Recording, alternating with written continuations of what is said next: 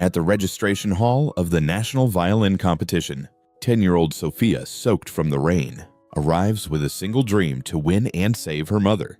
But when she places a shoebox full of loose change on the counter, Charlotte, the cold, dismissive judge, gives it one glance, refuses to count it, and bluntly rejects her as unworthy. Just as Sophia, devastated, is about to turn away, a male judge suddenly steps in and insists the fee be checked properly, and his timely intervention is what finally allows her to be registered. That simple act of kindness brings Sophia to the stage, where she plays with all her heart, unaware that this man is about to change her life in a way no one could have imagined.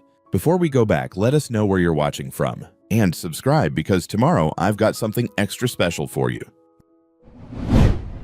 The rain hammered against the glass doors of the Royal Arts Center like it was trying to break in. Inside, everything was the opposite warm lights, soft classical music floating through the air, and kids in fancy clothes who looked like they'd never gotten their shoes dirty in their lives. Then the door opened and Sophia walked in. Water dripped from her oversized jacket onto the expensive carpet. Her violin case, black peeling at the edges, hung from her shoulder like it weighed nothing. She was 10 years old, soaked to the bone, and she walked like she owned the place. Not because she was confident, because she had no choice. The other kids stared. One boy in a tailored suit whispered something to his mother, who pulled him closer, like poverty might be contagious. A girl in a white dress wrinkled her nose at the puddle forming under Sophia's sneakers. Sophia didn't look at any of them.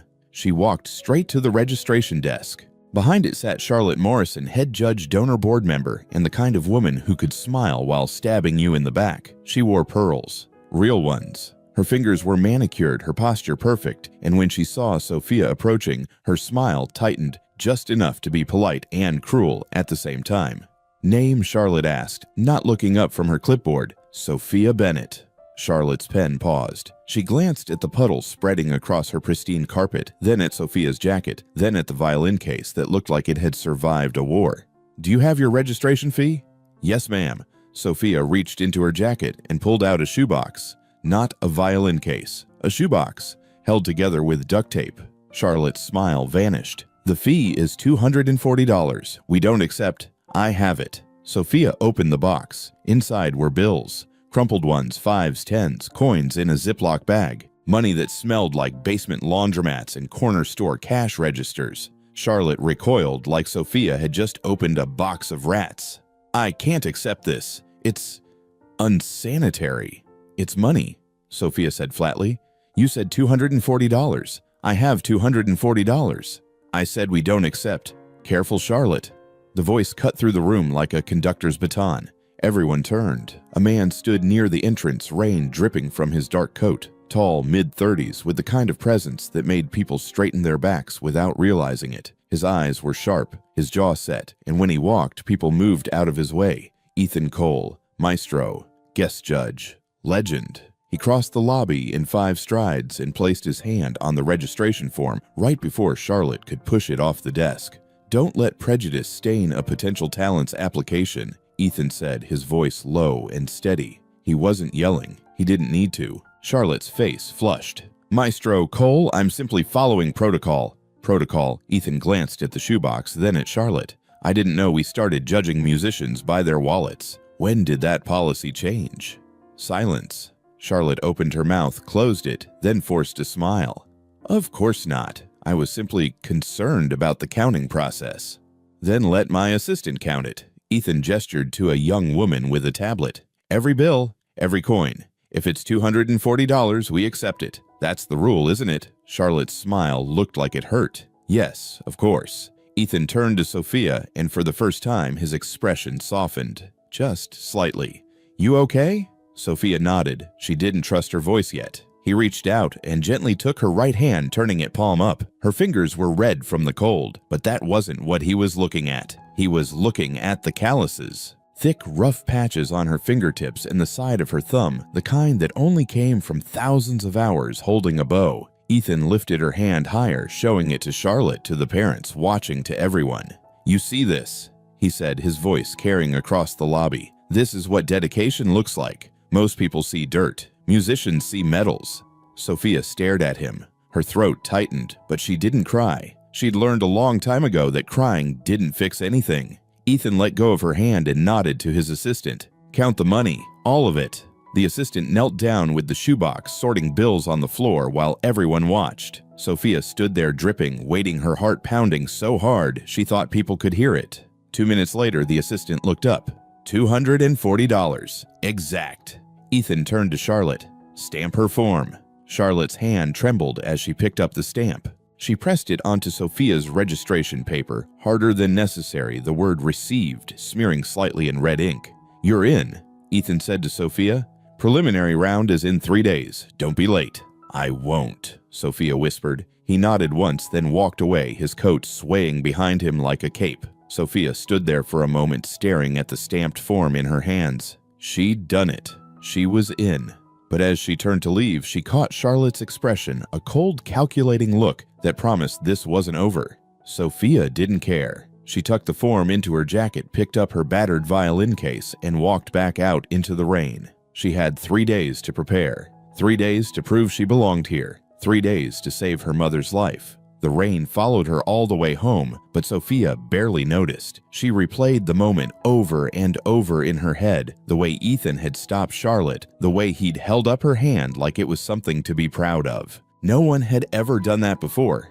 By the time she reached her apartment building, the rain had soaked through her jacket completely. The building was old, the kind with flickering hallway lights and stairs that creaked under your weight. Sophia climbed to the 3rd floor, unlocked the door with a key she kept on a shoelace around her neck, and stepped inside. The apartment was silent, cold. The heat had been shut off 2 months ago. Sophia set her violin case on the kitchen table, the only table they had, and peeled off her wet jacket. Underneath her shirt was damp, clinging to her skin. She ignored it. She'd been colder. She opened the violin case carefully, like she was opening a treasure chest. Inside was the instrument her mother had given her 3 years ago. It was old, the wood dark and scarred with a crack along the side that had been glued and re-glued so many times it looked like a lightning bolt. But the sound it made. Sophia picked it up, weighing it in her hands. It was heavier than most student violins, denser. The wood was real old-growth spruce, her mother had said. Expensive. The kind of violin that shouldn't be in the hands of a 10-year-old living in a place like this. But it was hers, and she would never let it go. She rosined the bow, tightened the strings, and began to play. Not a song, just scales. Up and down, over and over, until her fingers remembered where to go without thinking. Her mother used to say that scales were like breathing. You didn't think about it, you just did it. Sophia played until her fingers ached, until the apartment didn't feel so cold anymore, until she could almost forget that tomorrow she'd have to go back to the hospital and see her mother lying in that bed, getting smaller every day. Almost, but not quite. She set the violin down carefully and looked at the poster taped to the wall, a flyer for the competition. First place, $75,000, and a full scholarship to the National Youth Orchestra. $75,000, enough to pay for the surgery, enough to give her mother a chance. Sophia reached for a marker and wrote 2 words on the medical bracelet still wrapped around her wrist from yesterday's hospital visit. For Mom.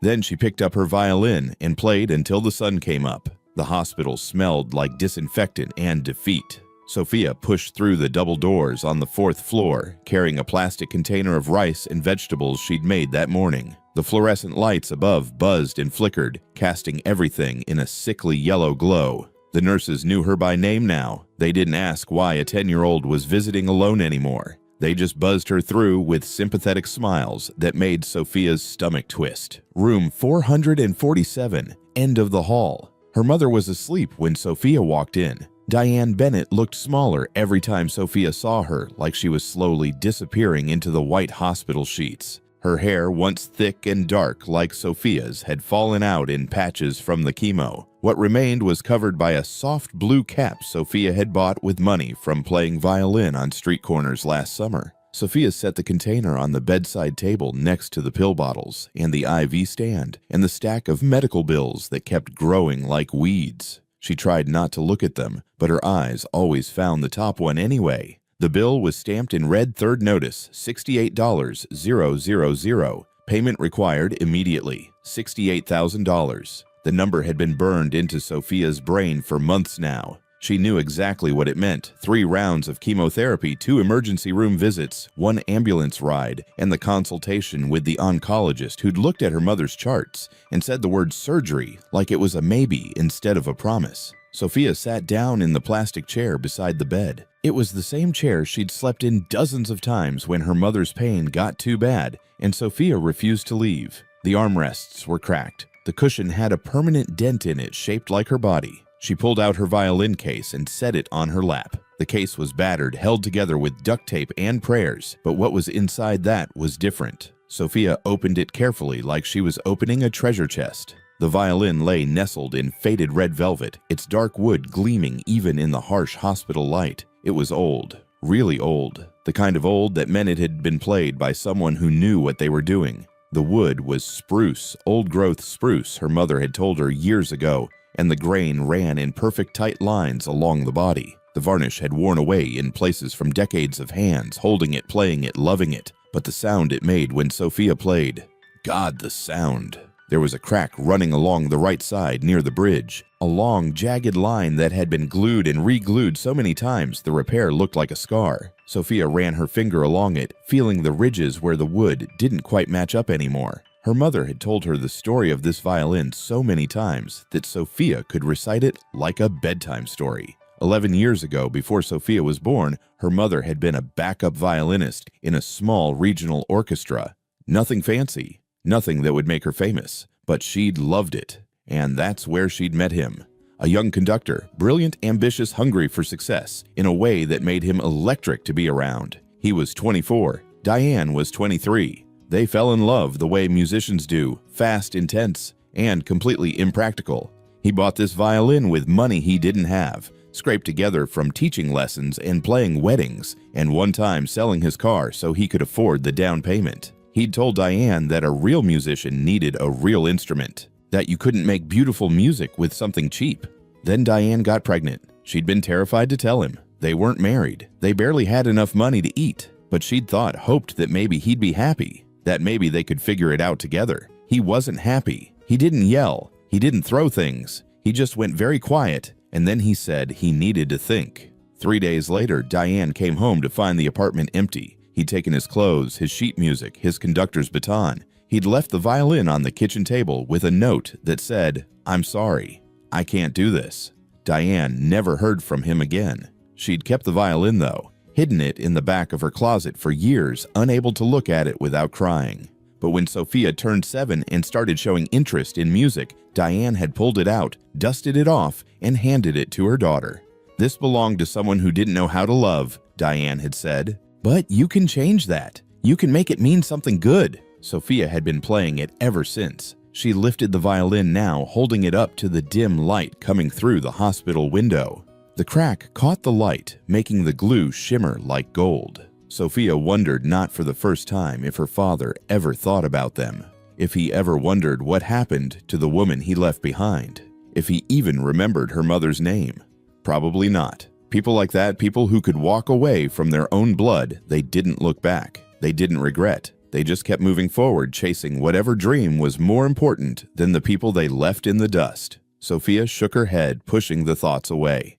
It didn't matter. He was gone. Her mother was here. And Sophia had 3 days to get ready for the preliminary round of the competition that could save her mother's life. She stood up, leaned over, and kissed her mother's forehead. Diane didn't wake. Her breathing was slow and steady, the kind of deep sleep that came from exhaustion and too many painkillers. Sophia picked up her violin case and headed for the door. She had a practice spot in the hospital, not a good one, but it was private, and that was all that mattered. The storage closet was in the basement tucked behind the laundry room, where industrial washing machines churned loads of hospital linens 24 hours a day. It smelled like bleach and hot metal, and the single light bulb overhead buzzed like an angry wasp. But it was quiet, and nobody bothered her here. Sophia had discovered the closet 6 months ago, back when her mother's treatments first started, and Sophia needed somewhere to practice that wasn't their freezing apartment or the noisy street corner where drunk people shouted requests for Freebird. She squeezed herself between a shelf stacked with industrial soap bottles and a metal rack holding mops and brooms.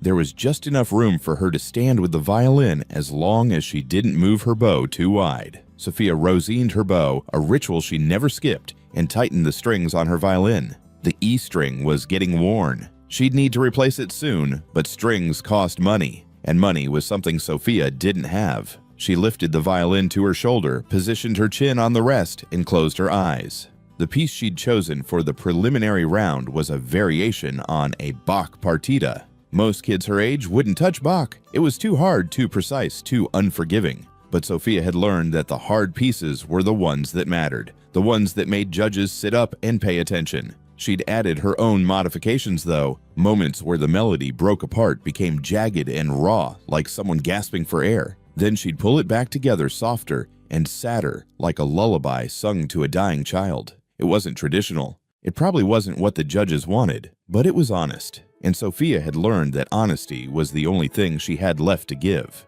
She started playing.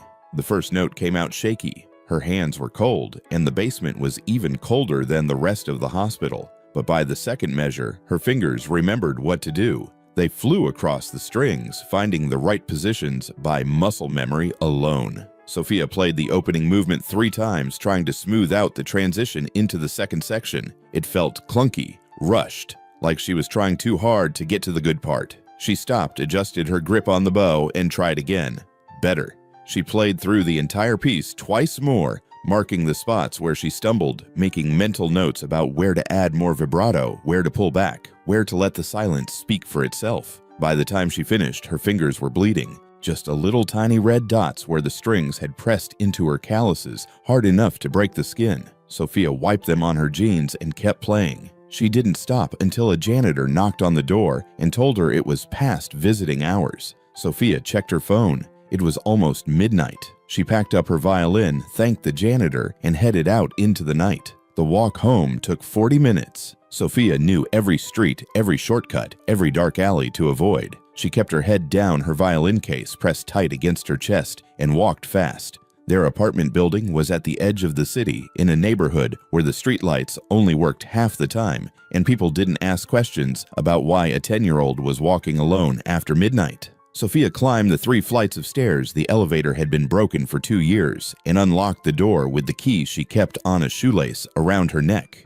The apartment was dark, cold, silent. Sophia didn't bother turning on the lights. She knew where everything was by memory. She set her violin case on the kitchen table, peeled off her jacket, and went to the corner of the room where her mattress lay directly on the floor. No bed frame, no box spring, just a mattress with a thin blanket and a pillow that had lost most of its stuffing. But before she lay down, Sophia did what she did every night. She walked over to the wall and stared at the poster she'd taped up 3 months ago. It was a flyer for the competition. Bold letters across the top, National Youth Classical Music Competition, and underneath in smaller print, first place prize $75,000 plus full scholarship to National Youth Orchestra, $75,000. Enough to pay for her mother's surgery, enough to cover the past due bills, enough to buy them time. Sophia reached for the marker sitting on the windowsill and uncapped it. She rolled up her sleeve, exposing the medical bracelet still wrapped around her wrist from yesterday's hospital visit. They always made her wear one when she stayed past regular hours. She wrote 2 words across the white plastic band in thick black letters, "For Mom."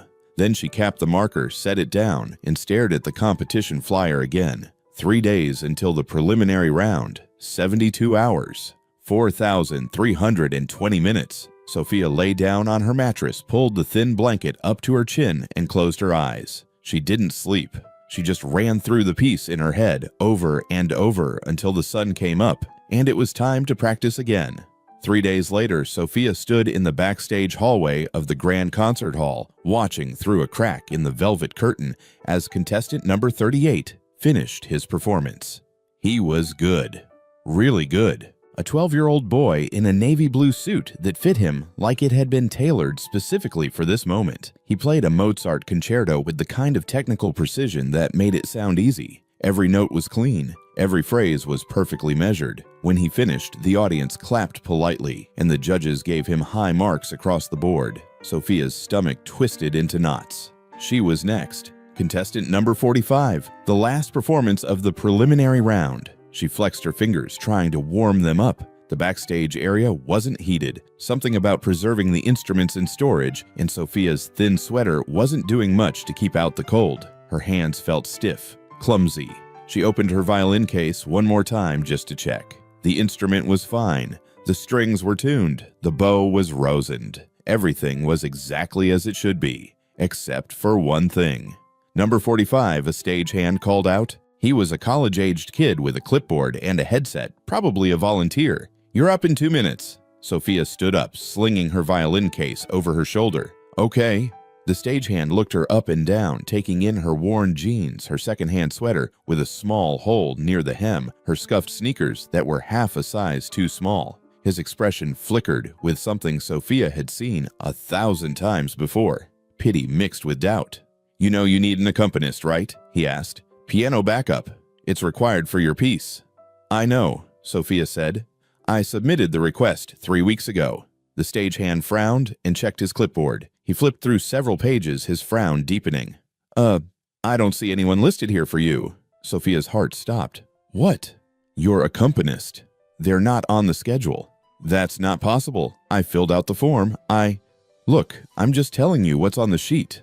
The stagehand tapped his clipboard. "No accompanist listed, and according to competition rules, you can't perform without one." Sophia stared at him. "So what am I supposed to do?" He shrugged. "Reschedule for next year, I guess. Or find someone in the next 90 seconds. Next year. Like her mother had a year. Like Sophia had time to wait 12 more months while the medical bills piled higher and her mother got sicker, and the chance to save her slipped further and further away. "That's not fair," Sophia said. Her voice came out louder than she intended. "I did everything right. I followed the rules." "Hey, don't shoot the messenger, kid. I just work here." The stagehand walked away, leaving Sophia standing alone in the hallway. Her mind raced. This couldn't be happening. Not now. Not after everything. But she didn't have time to fall apart. Sophia pushed through the curtain and walked onto the stage. The lights hit her like a physical force. Bright, hot, blinding. Sophia squinted her eyes, adjusting slowly to the glare of the follow spot, tracking her across the stage. The audience was a dark mass beyond the lights, hundreds of people she couldn't see but could definitely feel watching her. At the far end of the stage sat a grand piano, black, polished, beautiful, and completely empty. No one sitting at the bench, no sheet music on the stand. Sophia walked to center stage and stopped. The silence was deafening. At the judges' table 20 feet away, Charlotte Morrison leaned forward. She was wearing a cream-colored blazer and pearls, her hair pulled back in a tight bun that made her look even more severe than usual. Her expression was carefully neutral, but Sophia caught the flicker of satisfaction in her eyes. "Contestant number 45, Charlotte said, her voice amplified by the microphone in front of her. "Where is your piano accompanist?" Sophia's throat felt like sandpaper. "I don't know. I requested one, but they told me backstage that I'm going to stop you right there." Charlotte held up one perfectly manicured hand. "Competition rules clearly state that all preliminary round performances must include the required instrumental accompaniment. No exceptions." She tapped her pen against the table. "Since you don't have an accompanist, I'm afraid you're unable to perform. You're disqualified." The word hit Sophia like a slap. "Disqualified," the audience murmured. Whispers rippled through the hall. Sophia heard fragments of conversations. "Poor thing. Should have been more prepared. What a shame." Charlotte waved her hand dismissively. "Please exit the stage so we can move on to the awards ceremony." Sophia stood frozen. Her violin hung from her right hand, heavy as an anchor. This was it. Over. Done. 3 months of practice, 3 years of dreaming, 10 years of fighting to survive, all for nothing. She couldn't move. Her feet felt glued to the floor. Charlotte's voice sharpened. "Contestant 45, you're dismissed. Exit the stage now." And then Sophia heard footsteps. Heavy, deliberate, coming from the back of the auditorium. Everyone turned. Ethan Cole was walking down the center aisle. He moved with the kind of confidence that made people instinctively step aside, even though the aisle was already clear. His dark coat billowed slightly as he walked, and his expression was carved from stone. He didn't look at the audience. He didn't acknowledge the whispers that started up immediately. "That's Ethan Cole. What's he doing?" He just walked straight to the judge's table. Charlotte stood up, her face going pale. "Maestro Cole, what are you?" Ethan reached the table and stopped. Without a word, he pulled off his expensive watch, a Swiss piece that probably cost more than Sophia's entire competition fee, and set it down on the table with a soft click that somehow carried across the entire hall. Then he took off his jacket, draped it carefully over the back of his chair, and rolled up his sleeves. The hall went dead silent. "She needs an accompanist," Ethan said. His voice was calm, steady, final. "I'll play." The audience erupted in whispers. Charlotte's mouth opened and closed like a fish. You can't. You're a judge. It's a conflict of interest. The rules clearly." "Then remove me from the panel for this performance." Ethan didn't raise his voice. He didn't need to. "But she's going to play. Maestro Cole, I must insist." "Charlotte." Ethan's eyes locked onto hers. The girl followed the rules. She submitted her request on time. If the administration failed to assign her an accompanist, that's not her fault. And I will not stand here and watch you disqualify a talented young musician because of an administrative error. He paused. "Unless you'd like me to call the competition board right now and explain what happened." Charlotte's face flushed red. Her hands clenched into fists at her sides, but she didn't say anything. Ethan took that as permission. He turned and walked toward the stage, climbing the steps in 3 long strides. He crossed to the grand piano, sat down at the bench, and adjusted it slightly. Then he cracked his knuckles, once a quick practiced motion, and looked at Sophia. "What piece are you playing?" Sophia's brain had completely short-circuited. Ethan Cole, the Ethan Cole, world-renowned conductor guest judge, living legend, was sitting at a piano. For her. Her voice came out as a squeak. She cleared her throat and tried again. "It's a variation on a Bach partita, but I added some original sections that—" "Just start," Ethan said. His voice was kind now. Gentle. "I'll follow you. Trust me." Sophia lifted her violin to her shoulder. Her hands were shaking, not from cold this time, but from adrenaline and fear, and something else she couldn't quite name. She positioned the bow on the strings, took a deep breath, and played the first note. The sound cut through the hall like a knife. It wasn't pretty at first.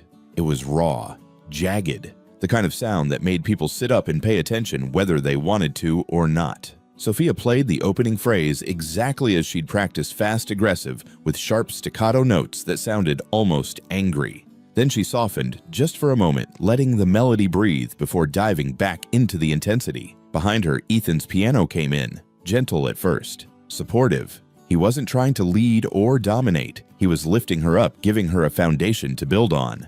Sophia closed her eyes and let the music take over. She played the second movement faster than she'd practiced it, her fingers flying across the strings. The notes came out jagged and broken, like someone crying for help, like someone drowning and fighting to reach the surface. Then she pulled them back together, weaving the melody into something softer, something sadder, something that sounded like hope struggling to survive. Ethan matched her every step. When she sped up, he sped up. When she slowed down, he slowed down. His hands moved across the piano keys with effortless grace, finding harmonies that Sophia hadn't even known were there. It was like they'd been playing together for years instead of seconds. At the climax of the piece, Sophia leaned into the high notes, her whole body swaying with the music. She bit her bottom lip, a habit she didn't even know she had, and furrowed her left eyebrow in concentration. At the piano, Ethan's hands froze for half a second. That expression, that exact expression. He'd seen it in the mirror 1,000 times when he played. The same unconscious gesture, the same physical tell. But his hands kept moving. His training wouldn't let him stop. Sophia pushed through the final phrase, her bow trembling as she held the last note. It rang out across the hall, clear and pure and heartbreaking, and then it faded into silence. For 3 full seconds, nobody moved. Nobody breathed. Then the audience exploded. People jumped to their feet. They clapped. They cheered. Some of them were crying. Sophia lowered her violin, her chest heaving, and turned to look at Ethan. He was staring at her. Not smiling, not applauding, just staring like he'd seen a ghost. At the judges' table, the other 2 judges were already holding up their scorecards. 9.8, 9.7. Charlotte sat frozen, her pen hovering over her scorecard. Her jaw was clenched so tight it looked painful. The entire hall was watching her waiting. She looked at the audience. She looked at Ethan. She looked at Sophia. Then slowly she flipped her scorecard around. 9.6. Sophia had passed to the finals. 2 days later, Sophia was back at the hospital. It was late afternoon, and the light coming through the window of room 447 was golden and tired, the kind of light that made everything look softer than it really was. Diane was awake this time, sitting propped up against pillows that the nurses had arranged to help her breathe easier. She was picking at a tray of food Jell-O applesauce crackers that she hadn't really touched. Eating had become more of a suggestion than an actual activity. "You made it through," Diane said when Sophia walked in. Her voice was hoarse and thin, but there was unmistakable pride in it. "I knew you would." Sophia sat down in her usual chair. "Barely. They tried to kick me out. But they didn't, because someone helped me." Sophia hesitated, unsure how much to say. "The guest judge, Ethan Cole. When my accompanist didn't show up, he played piano for me, in front of everyone." The change in Diane's face was subtle but immediate. Her fingers stopped moving. Her eyes went distant like she was looking at something far away. "Ethan Cole," she repeated softly. "Yeah, do you know him?" Diane looked away, her fingers twisting the edge of the thin hospital blanket. "I used to, a long time ago." Before Sophia could ask what that meant, before she could push for details about the man who'd saved her performance and defended her twice. Now her phone buzzed in her pocket. She pulled it out and unlocked the screen. There was a new email from an address she didn't recognize. The subject line made her stomach drop. "Subject competition disqualification notice." Sophia's hand started shaking. She opened the email. "Dear Miss Bennett, it has come to our attention that you have violated Section 7.3 of the National Youth Classical Music Competition Ethics Code, which prohibits contestants from posting copyrighted musical performances on public platforms without proper licensing or permission from rights holders. Our review has identified a YouTube channel registered under your name containing multiple videos of copyrighted musical compositions performed without authorization. This constitutes a clear violation of professional ethics standards. As a result, your preliminary round score has been voided, and you are hereby disqualified from all further participation in this year's competition. This decision is final and cannot be appealed. Sincerely, Competition Administration Committee." The phone slipped from Sophia's fingers and clattered to the floor. "No," she whispered. "No, no, no."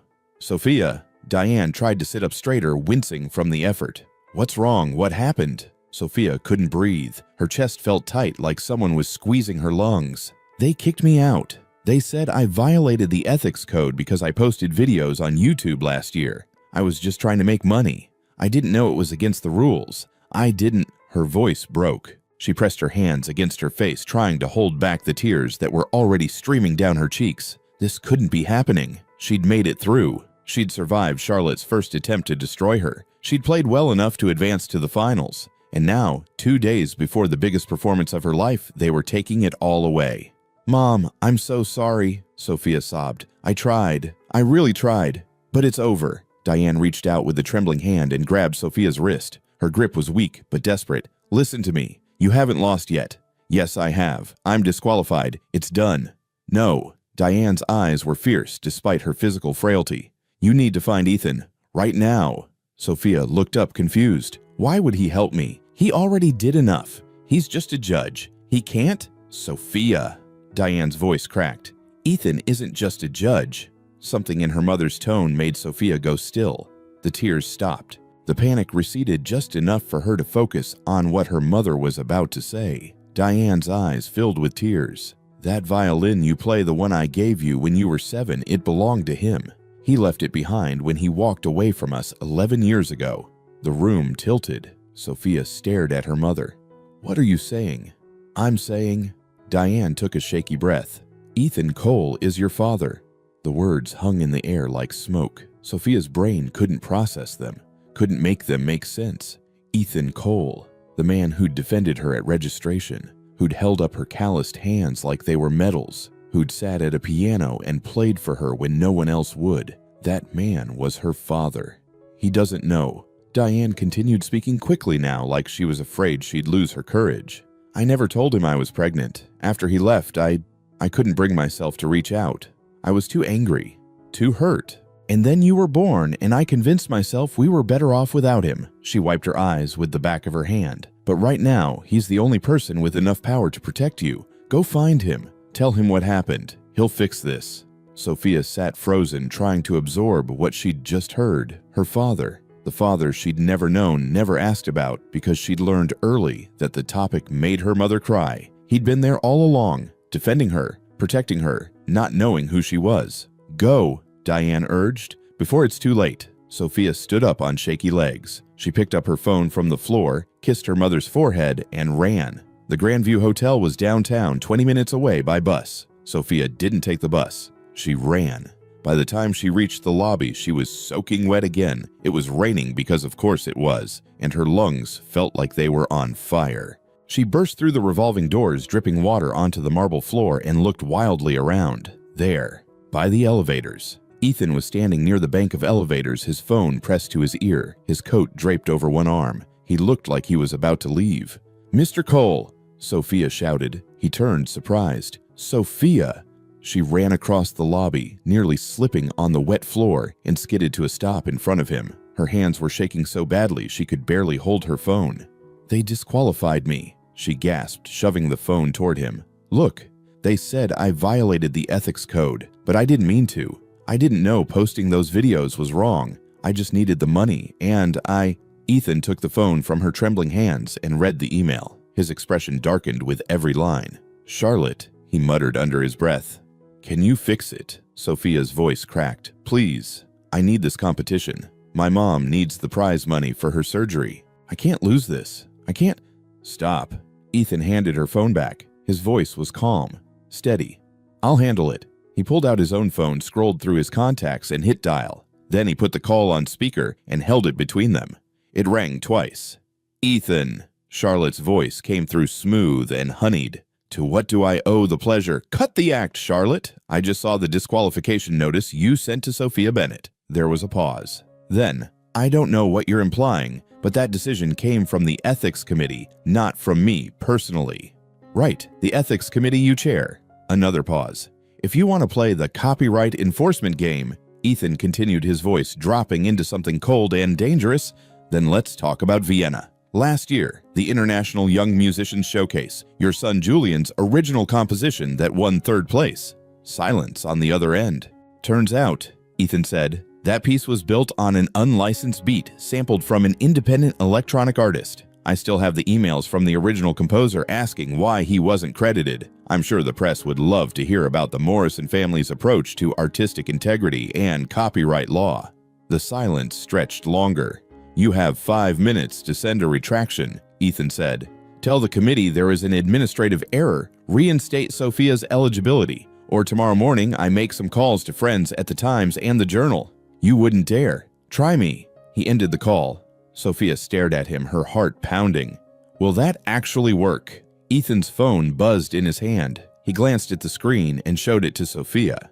A new email from Charlotte. Subject line urgent. Administrative error correction. Dear Miss Bennett, upon further review, we have determined that there was an error in the application of Section 7.3 to your case. The Ethics Committee has reversed its decision. Your preliminary round score stands and you remain eligible for the finals. We apologize for any confusion. Sincerely, Competition Administration Committee. Sophia's knees almost gave out. Relief washed over her so powerfully that she had to grab the edge of a nearby chair to stay upright. Oh my God, she whispered. Thank you.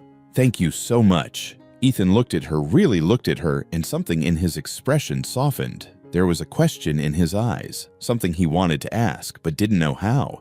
You're going to be fine, he said finally. Just focus on the finals. Play the way you played in the preliminary round and you'll win. Sophia nodded, but she couldn't stop staring at him. This man, her father, he didn't know. He had no idea, and she didn't know if she should tell him. 1 week later, Sophia stood backstage at the Grand Concert Hall, staring at a white box that had been delivered to her dressing room an hour ago. There was no name on the delivery slip, no return address, just her contestant number 45 written in neat handwriting on a label stuck to the top. Sophia opened it carefully, half expecting it to be a mistake. Inside was a dress. Not just any dress. A deep blue velvet gown with long sleeves and a hem that would fall just below her knees. Simple, but elegant. The kind of dress that looked expensive without being showy. The fabric was soft under her fingers, and when she held it up to the light, it seemed to glow. Beneath the dress, wrapped in tissue paper, was a bow. Sophia lifted it out carefully, her breath catching in her throat. It was a professional-grade Pernambuco bow, the kind that cost thousands of dollars. The wood was perfectly balanced, smooth, and rich in color, and the horsehair looked like it had been hand-selected by a master craftsman. There was no card, no note, but Sophia knew exactly who it was from. She put on the dress. It fit perfectly, like someone had measured her without her knowing. She picked up the new bow, tested its weight, and looked at herself in the mirror. For the first time in her life, she looked like she belonged here. Julian Morrison performed first. He walked onto the stage in a tailored black suit, carrying a violin that probably cost more than a car. His posture was perfect. His bow hold was textbook. When he started playing, every note came out clean and precise, like a recording. He played a Paganini Caprice, technically one of the most difficult pieces in the repertoire, and he nailed it.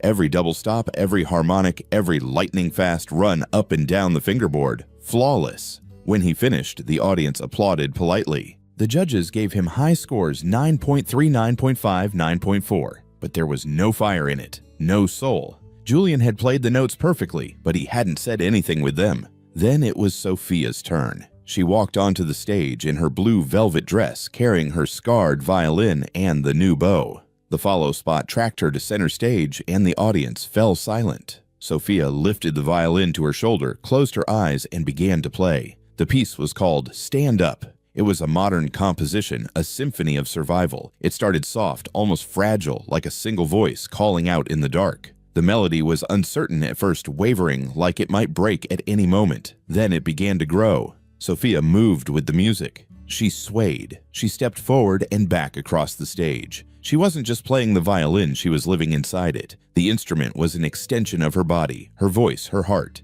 The melody shifted from sadness to anger. Her bow flew across the strings in sharp, aggressive strokes, staccato notes that sounded like a heartbeat, like someone getting knocked down and then getting back up, over and over, refusing to stay down.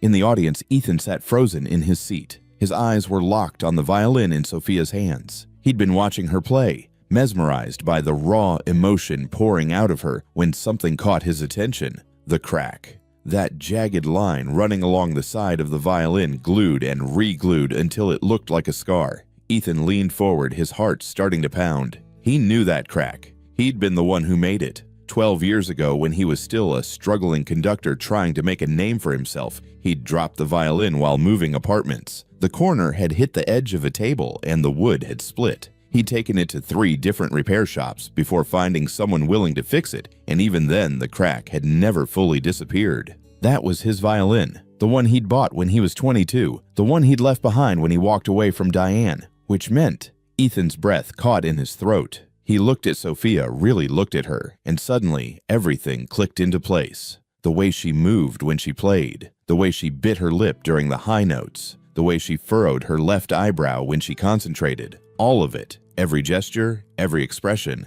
He'd seen those same movements in the mirror 1,000 times. Oh God, this was his daughter. The realization hit him like a physical blow. His chest tightened, his vision blurred. He pressed one hand to his mouth, trying to hold back the sob that was rising in his throat. He had a daughter, a 10-year-old daughter who was standing on that stage playing the violin he'd abandoned, fighting for her life with more courage and strength than he'd ever had. And he'd walked away from her before she was even born. What kind of person did that? What kind of man left his own child and never looked back? A coward, that's who. Ethan's hands were shaking. Tears streamed down his face. He didn't try to wipe them away. On stage, Sophia pulled the bow across the strings one final time, leaning into the high E note with everything she had. The note rang through the hall like a bell, clear and powerful and heartbreaking. And then, with perfect timing, the final strand of horsehair on the bow snapped. Sophia didn't flinch. She lifted the broken bow high above her head, her chest heaving, her eyes blazing with defiance. The audience erupted. People jumped to their feet. They screamed. They clapped so hard it sounded like thunder. Some of them were crying. All of them knew they'd just witnessed something extraordinary. The judges' scores came up one by one. 10.0, 10.0. Even Charlotte had no choice. 10, 0, perfect. Sophia lowered the violin and looked out into the audience. She searched the sea of faces until she found him. Ethan. Sitting in the third row, tears streaming down his face. Their eyes met. And for the first time, Sophia saw her father crying for her. The chaos backstage after Sophia's performance was overwhelming. Journalists crowded around, cameras flashing. Officials tried to organize the awards ceremony. Other contestants and their parents pushed through the hallways, some congratulating Sophia, others looking at her with barely concealed envy. Sophia barely heard any of it. She clutched her violin case against her chest like a shield and moved through the crowd in a daze. Her mind was still on that stage, on that final note, on the moment she'd locked eyes with Ethan and seen him crying. He knew. She was certain of it now. He'd figured it out. A stagehand touched her shoulder. "Miss Bennett, they need you in the green room for the awards presentation in 15 minutes. Sophia nodded but didn't really process the words. She just kept walking, letting muscle memory guide her through the maze of hallways until she found herself near the back exit, the one that led to the parking garage. That's where she saw them. Her mother was there sitting in a wheelchair that the hospital had finally agreed to lend them for the day. A nurse stood behind the chair, checking her watch like she was worried about how long this was taking. Diane looked tiny in the wheelchair, wrapped in a thick blanket despite the warmth of the building, but her eyes were bright, alive, proud, and standing in front of them, hands shoved deep in his pockets, was Ethan. Sophia's steps slowed. She should interrupt. She should walk over there and join them. But something made her hang back just for a moment, watching. Ethan wasn't looking at Diane. He was staring at the floor, his shoulders tense, his jaw working like he was trying to find the right words and failing. Then slowly, he lifted his head and looked at Diane. "I'm sorry," he said. His voice was raw, broken. "I'm so sorry." Diane's eyes filled with tears. "Ethan, I was a coward." The words came out in a rush like he'd been holding them back for years. "I was 24 years old and terrified of anything that might derail my career. When you told me you were pregnant, all I could think about was how it would change everything, how it would slow me down, how I wouldn't be able to take the conducting positions I wanted, wouldn't be able to travel, wouldn't be able to focus on music the way I needed to." He dragged a hand through his hair, his face twisted with regret. "So I ran. I told myself you'd be better off without me, that the baby would be better off without me. I told myself I was doing you a favor by leaving." He laughed bitterly. "But I was just doing myself a favor. I was choosing my own ambition over the people I should have loved." Diane wiped her eyes with a trembling hand. "You didn't know what kind of man you'd become. You were young. That's not an excuse." Ethan's voice was firm. "I had a choice, and I made the wrong one. And now," he looked toward the hallway where Sophia had disappeared, "now I have a daughter who doesn't even know me. A daughter who's been fighting battles I should have been there for, who's been taking care of you when I should have been taking care of both of you." "She's strong," Diane said softly. "Stronger than either of us."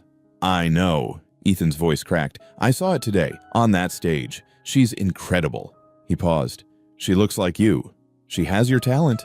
She has your courage."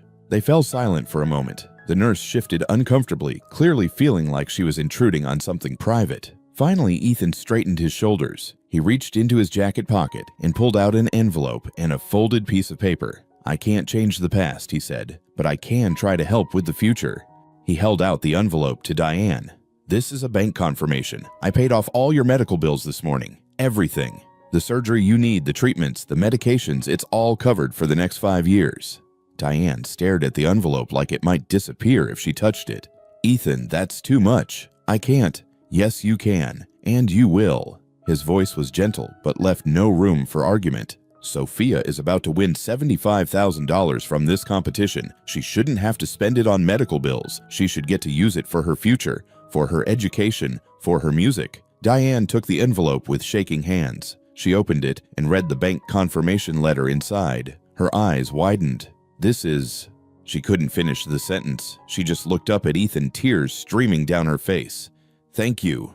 Ethan nodded. Then he took a deep breath and turned toward the hallway as if sensing that Sophia was there. She was. She'd been standing in the shadows listening to every word. Now she stepped forward into the light. Ethan's breath caught when he saw her. She was still wearing the blue velvet dress, still holding her violin case, still looking like the strongest, bravest person he'd ever met. For a long moment, they just stared at each other. Then Ethan did something Sophia didn't expect. He knelt down. Not on both knees, that would have been too dramatic. But he went down on one knee, bringing himself to her eye level, a gesture of respect and humility. "Sophia," he said quietly, "I need to tell you something."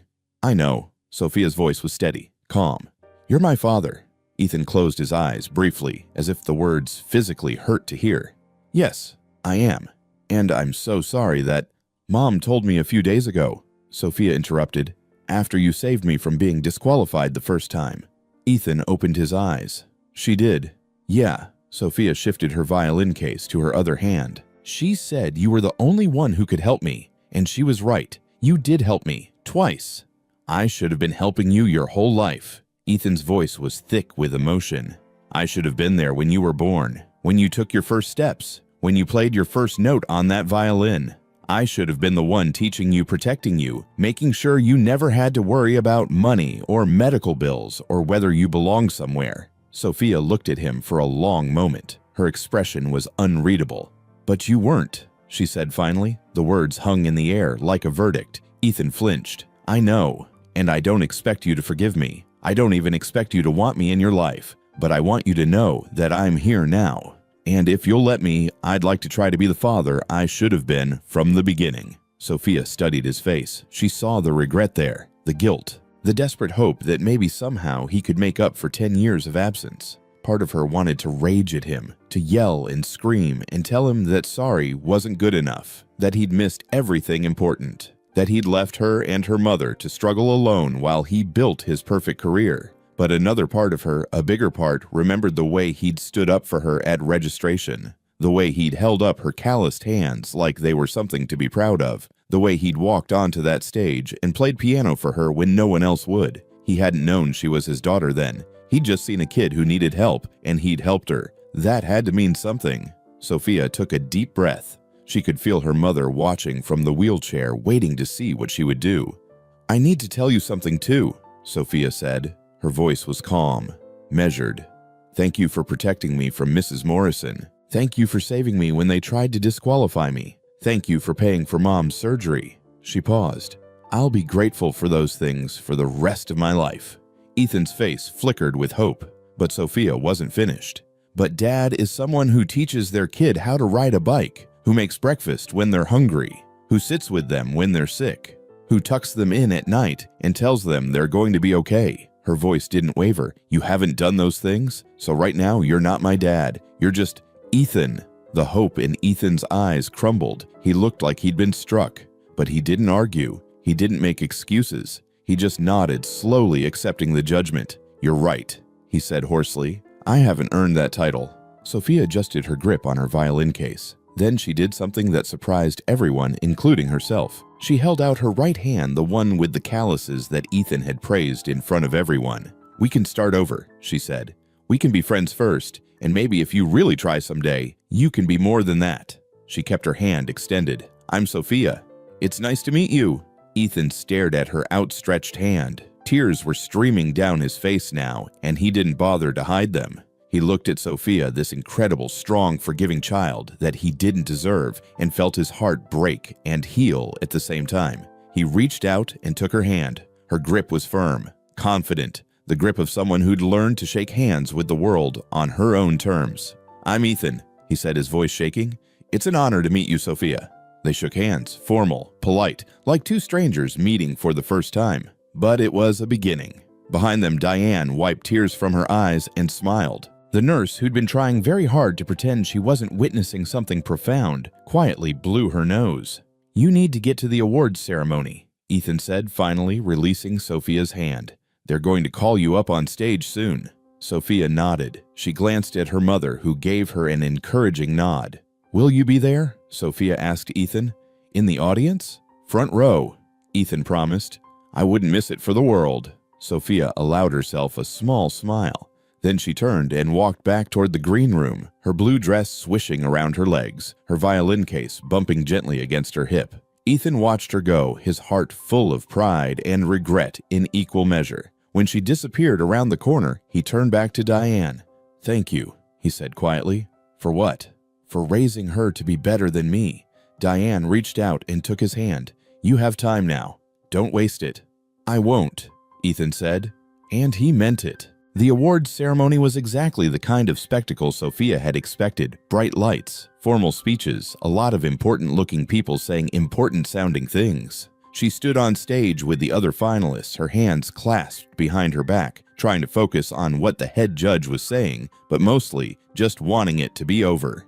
Julian Morrison stood next to her, his face carefully neutral, but his jaw tight. Charlotte sat in the front row of the judges section, her expression unreadable behind a mask of professional composure. And the winner of this year's National Youth Classical Music Competition, the announcer said, drawing out the moment with practiced dramatic timing with a unanimous perfect score, is contestant number 45, Sophia Bennett. The audience erupted in applause. Sophia's knees went weak with relief. She'd done it. She'd actually done it. The head judge handed her an oversized check, the kind they used for photo opportunities, and a trophy that was heavier than it looked. Cameras flashed. People cheered. Someone handed her a bouquet of flowers that was almost as big as she was. Sophia smiled, for the cameras shook hands with the judges, including Charlotte, whose handshake was ice cold and lasted exactly 1 second and said all the right things when they pushed a microphone in her face. How does it feel to win? Amazing. Surreal. What are you going to do with the prize money? Help my mom. And keep playing music. Who would you like to thank?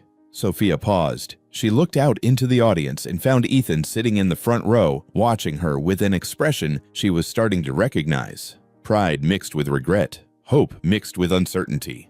I'd like to thank everyone who believed in me, she said carefully, especially the people who gave me a chance when I didn't look like I belonged. It was vague enough to be diplomatic, but specific enough that Ethan would know she was talking about him. She saw him nod slightly, a small smile tugging at his lips. After the ceremony, there was a reception in the lobby. Fancy appetizers that Sophia didn't recognize, and sparkling cider in plastic champagne flutes. Representatives from music schools approached her with business cards and scholarship offers. A journalist from a classical music magazine asked if she'd be willing to do an interview. Sophia handled it all with the same calm confidence she'd shown on stage, but inside she was exhausted, overwhelmed, ready to go home.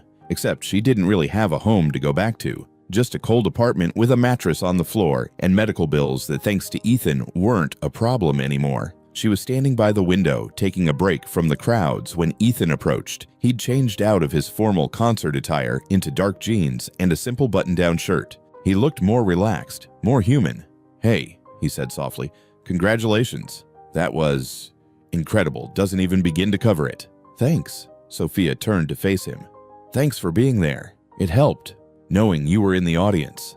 Ethan nodded. He shifted his weight, clearly uncomfortable with something he wanted to say, but didn't know how to start. "Listen," he said finally, "I know we agreed to start as friends. And I meant what I said. I'm going to respect whatever boundaries you need, but I want you to know something." He took a breath. "After I left the hospital today, I hired a private investigator." Sophia blinked. "What?" "I had to be sure," Ethan said quickly.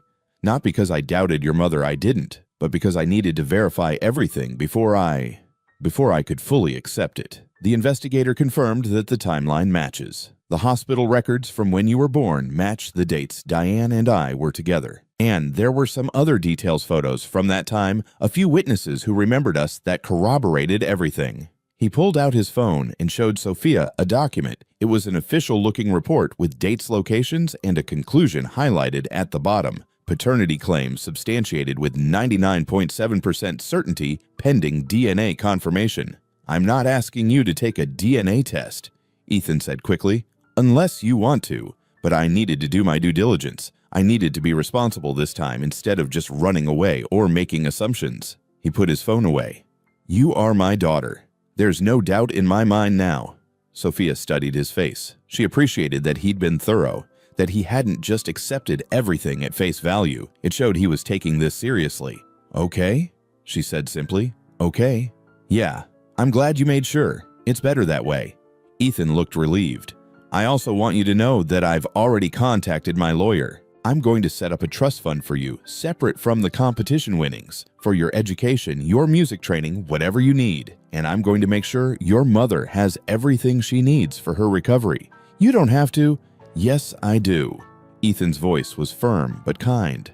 "Not because I'm trying to buy your affection or make up for the past with money, but because it's my responsibility, because it's what a father should do even if I haven't earned that title yet." Sophia nodded slowly. "Okay, thank you." They stood in silence for a moment, watching the reception continue around them. People laughed and clinked glasses and congratulated each other. It all felt very far away. "Can I ask you something?" Sophia said. "Anything." Why did you help me at registration, I mean? Before you knew who I was? Ethan thought about that for a moment. Because I saw something in you that reminded me of myself when I was young. That hunger, that determination. And I saw the way Charlotte was trying to crush it before you even had a chance to begin. He met her eyes. I've spent my whole career in classical music. I've seen too many talented kids get pushed out because they didn't have the right connections or the right background. I couldn't let that happen to you. Even though I was a stranger. Especially because you were a stranger. Because nobody else was going to stand up for you. He paused. I wish someone had done that for me when I was starting out. Maybe things would have turned out differently. Sophia considered that. You became one of the best conductors in the country. Things turned out pretty well for you. Professionally, yes. But personally, Ethan shook his head. I sacrificed everything for my career. I hurt people. I made choices I'll regret for the rest of my life. He looked at her. Success isn't worth much if you're alone at the end of it. You're not alone now, Sophia said quietly. Ethan's eyes welled up again. No, I'm not. He cleared his throat, trying to pull himself together. Listen, I know you need time. I know I can't just walk into your life and expect everything to be okay. But I want to be here. For you and your mother. Whatever that looks like. What does that mean practically? Sophia asked. She wasn't being difficult, she genuinely wanted to understand. It means I want to be involved in your life, not as some distant benefactor who sends checks and shows up once a year, but as someone who's actually present. Ethan spoke carefully, like he was thinking through each word. I have a house about 20 minutes from here. It has a guest room that could be yours if you ever want to stay over. I could help with your music training, connect you with teachers, help you practice, take you to concerts. We could have dinner once a week, or more if you want, or less if that's too much. He rubbed the back of his neck, suddenly looking uncertain. I don't really know how to do this. I never had kids, well, I did. I just didn't know about you, and I don't have a blueprint for how to be a good father. But I want to try. I want to show up. I want to be someone you can count on. Sophia listened to all of this with a serious expression. She was only 10 years old, but she'd had to grow up fast. She knew how to read people, how to tell when someone was being genuine versus when they were just saying what they thought she wanted to hear. Ethan was being genuine. Okay, she said, let's try it. Dinner once a week to start. And maybe you could help me find a good violin teacher. The one I had before was okay, but she shrugged. I know someone, Ethan said immediately. One of the best in the country. She owes me a favor. I'll make the introduction. And I want Mom to be included in everything, Sophia added. This isn't just about you and me. She's been there my whole life. She doesn't get pushed aside now. Absolutely, Ethan agreed. She's remarkable. I owe her more than I can ever repay. But I'm going to try. Sophia held out her hand again the same way she had in the parking garage. Then we have a deal, Ethan. Let's see where this goes. Ethan took her hand and shook it solemnly. Deal. As they shook hands, a photographer from the local paper snapped a picture. Neither of them noticed. They were too focused on each other on this fragile new beginning they were building together. Across the room, Diane watched from her wheelchair, tears streaming down her face. The nurse beside her offered a tissue, which Diane accepted gratefully. That's my girl, Diane whispered. So strong, so smart. She takes after her mother, the nurse said kindly. Diane shook her head. She's better than both of us. She's going to do incredible things. And watching Sophia stand there in her blue velvet dress, holding her trophy and shaking hands with the father she'd just met, Diane knew it was true. 1 year later, the grand concert hall looked different from this angle. Sophia had performed here before, had won the competition that changed her life on this very stage, but she'd never seen it from the wings quite like this. As a featured soloist with a full symphony orchestra, everything felt bigger, more important, more real. She stood in the darkness backstage, dressed in a white gown that Diane had helped her pick out last month. The dress was simple and elegant, with cap sleeves and a fitted bodice that made Sophia feel older than her 11 years. Her hair was pulled back in a neat bun, and she wore small pearl earrings, a gift from Ethan for her 11th birthday 3 months ago. The past year had been complicated. Good, but complicated. True to his word, Ethan had shown up. Every week without fail, he'd come to dinner at the new apartment. He'd help them move into a real apartment with heat and working appliances and bedrooms instead of just one room with a mattress on the floor. He'd connected Sophia with Clara Martinson, one of the most respected violin teachers in the country, who had agreed to take Sophia on as a student and had pushed her harder than anyone ever had before. The lessons had been brutal. Clara didn't care that Sophia was a competition winner. She'd torn apart Sophia's technique and rebuilt it from the ground up, fixing bad habits that Sophia hadn't even known she had. There had been tears. There had been moments when Sophia wanted to quit. But Ethan had been there through all of it, encouraging her, reminding her why she'd started playing in the first place. They'd also done normal things. Ethan had taught Sophia how to ride a bike in the park near his house. They'd gone to concerts together, not just classical music, but jazz and folk, and even a rock concert that had made Ethan wince at the volume, but had made Sophia laugh at his discomfort. He'd helped her with her math homework when she struggled. He'd made her breakfast terribly at first, but he'd gotten better and had slowly learned what she liked and didn't like. And bit by bit, week by week, he'd started to feel less like Ethan and more like, well, not quite Dad yet, but something close. Diane's recovery had been miraculous. The surgery had been successful, and the aggressive treatment plan that Ethan's money had made possible had put her cancer into remission. She'd regained weight, her hair had grown back. She'd even started playing violin again. Nothing serious, just for fun. But it had made Sophia cry the first time she heard her mother play. Charlotte Morrison had quietly resigned from the competition board after a journalist started asking uncomfortable questions about ethics violations and conflicts of interest. Julian had continued competing, but had never recaptured the attention he'd gotten that year. The classical music world had moved on, as it always did, looking for the next prodigy, the next story, the next headline. And then 2 months ago, Ethan had asked Sophia if she wanted to be the featured soloist for the New England Symphony Orchestra's spring concert. It was a huge honor, the kind of opportunity that usually went to musicians twice her age. Sophia had said yes without hesitation. Now, standing backstage and listening to the orchestra tune their instruments, Sophia felt nervous for the first time in months. This wasn't a competition. There was no prize money on the line. This was about the music itself, about proving that she belonged here, not because of her story or her struggles, but because she was genuinely good. 5 minutes, a stagehand called out. Sophia took a deep breath. She opened her violin case, not the battered old case from last year, but a new one that Ethan had given her, though she still kept the old one in her closet, and lifted out her instrument. The violin was the same. The scarred, cracked, glued-together instrument that had belonged to Ethan, and then to Diane, and now to her. Clara had offered to help her find a newer, better violin, but Sophia had refused. This violin had history. It had survived abandonment and poverty and struggle, and it had come out the other side still capable of making beautiful music. Just like her, she rosined her bow and did a few practice scales, warming up her fingers. The familiar motions calmed her nerves. "Hey!" Sophia turned. Ethan stood a few feet away, dressed in his formal conductor's attire, black tails, white bow tie hair slicked back. He looked every inch the maestro that the posters outside the concert hall proclaimed him to be, but his expression was soft, nervous even. "You ready?" he asked. "I think so," Sophia said. "Are you?" "Terrified," Ethan admitted with a slight smile.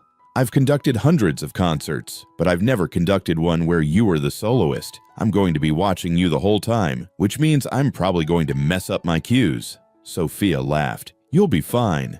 You'll be better than fine. You'll be extraordinary." Ethan stepped closer. "Listen, I know we haven't talked about this, but I want you to know how proud I am of you. Not just because you're talented, though you are incredibly so, but because of who you are, how hard you work, how kind you are to your mother, how you've handled everything this year with so much grace." Sophia felt her throat tighten. "Thanks, Ethan." He hesitated, then asked quietly, "Do you think, would it be okay if someday you called me something other than Ethan?" Sophia looked at him, really looked at him, at the man who'd shown up every week for a year, who'd helped her move, who'd paid for her mother's medical care without asking for anything in return, who'd taught her to ride a bike and made her terrible pancakes and sat through her practice sessions even when she played the same measure 40 times in a row, trying to get it right. "Maybe," she said softly. "Not yet, but maybe someday." Ethan's eyes shimmered, but he nodded. "That's all I can ask for." 2 minutes, the stagehand called. Sophia and Ethan walked together toward the stage entrance. They could hear the audience settling into their seats, the murmur of hundreds of conversations creating a low hum that vibrated through the building. At the edge of the stage, Ethan stopped and turned to face her. For a moment, he looked like he wanted to hug her, but wasn't sure if he was allowed to yet. Sophia made the decision for him. She stepped forward and wrapped her arms around his waist in a quick, tight hug. Ethan froze for half a second, then carefully put his arms around her, holding her like she was made of glass. "Thank you," Sophia whispered, "for everything." "Thank you for giving me a chance," Ethan whispered back. They separated and Sophia wiped her eyes quickly, careful not to smudge her makeup. "Okay," she said, straightening her shoulders. "Let's do this. Let's make beautiful music," Ethan agreed. The lights came up on stage. Ethan walked out first to thunderous applause. He bowed to the audience, then turned to the orchestra and raised his baton. The musicians lifted their instruments ready. Then Sophia walked onto the stage. The applause grew even louder. She could see Diane in the front row sitting in a regular seat now instead of a wheelchair, dressed in a beautiful green dress and beaming with pride. Next to her sat Clara, Sophia's teacher, who gave her an encouraging nod. Sophia took her position at center stage. She lifted her violin to her shoulder and positioned her bow on the strings. She looked at Ethan. He looked back at her. And then, without words, just a slight nod and a shared understanding that had grown over a year of dinners and lessons and slowly building trust, they began. The piece they were performing was a violin concerto, soaring, emotional, technically demanding. But Sophia wasn't thinking about the technical aspects anymore. She was thinking about the story the music was telling. It started with loneliness, a single violin voice crying out in the darkness, searching for something it had lost. Then the orchestra came in, surrounding that lonely voice with warmth and support. Not drowning it out, but lifting it up, giving it a foundation to build on. As Sophia played, she thought about her journey, about the cold apartment and the hospital visits and the competition that had changed everything, about her mother's strength and Ethan's return and the slow, difficult process of building a family from broken pieces. The music shifted from sadness to hope, from struggle to triumph, from loneliness to connection. Sophia moved across the stage as she played, her body swaying with the music. She was no longer the scared 10-year-old in a too-big jacket standing in the rain. She was a young musician finding her voice and her place in the world. Ethan conducted with his eyes locked on Sophia, his baton movements perfectly synchronized with her bow strokes. They weren't just musician and conductor anymore. They were father and daughter, learning how to make beautiful music together. The final movement built to a crescendo. Sophia poured everything she had into the last phrase, all the pain and joy and fear and hope of the past year. The high notes soared through the concert hall, clear and pure and powerful. And then, with perfect timing, she and Ethan ended together. The final note hung in the air for one perfect moment. Silence. Then the audience exploded. People jumped to their feet. They cheered. They clapped until their hands hurt. Some of them were crying. Sophia lowered her violin and looked at Ethan. He was smiling at her, not the careful, uncertain smile she'd gotten used to, but a full, genuine smile that reached his eyes and made him look younger than his years. He held out his hand to her, inviting her to take a bow with him. Sophia walked over and took his hand.